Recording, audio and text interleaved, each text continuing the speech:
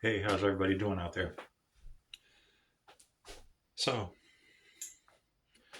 first of all, I would like to give a great big shout to Jill Vlogs, a courageous young lady who I have a lot of respect for and who put up a very, very good series of videos. You should just go check her out. She's a young lady, 29 years old, who got it together up here, and everything she says is spot on, crystal clear, to the point. And for those of you out there saying, well, receipts, you want receipts? Have you been to the grocery store?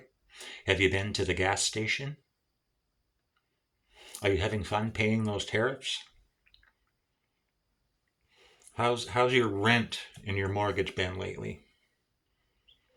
How has your healthcare been lately? You know, your insurance premiums, your cost for your medicine and all that stuff. There's all your receipts. And so for those of you out there who want to label me some kind of liberal, left-wing radical, let me tell you what. When you can't afford to pay your groceries, when you can't afford to pay your bills, when you can't afford to drive a decent automobile, and if you do have one, when you can't afford to repair it, when you can't afford something like dentures, when you can't have the protection of, like, say, a consumer protection agency, when your credit card company decides to basically screw you over, or any other entity out there, when you don't have anywhere to go, what have you got left? You got diddly squat. So my big question is, how long is everybody out there willing to live with diddly squat? Now, if you're one of those rich, wealthy people out there, good for you. Good for you.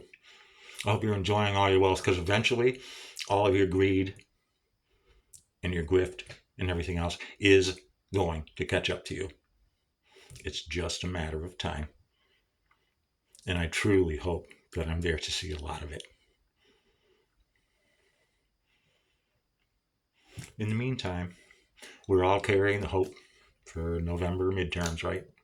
Let me tell you what, the senator from my state, Bernard Sanders, has been saying it best. You cannot count on Washington Beltway politicians to do something about what's happening, because they're all feeding out of the same trough, 95% of them. And there's your reason why establishment Democrats are getting primaried out. Democratic socialists are starting to pick up victories. Thanks for the inspiration, Bernie. And on it goes. Now, is it perfect? No. But it's a start.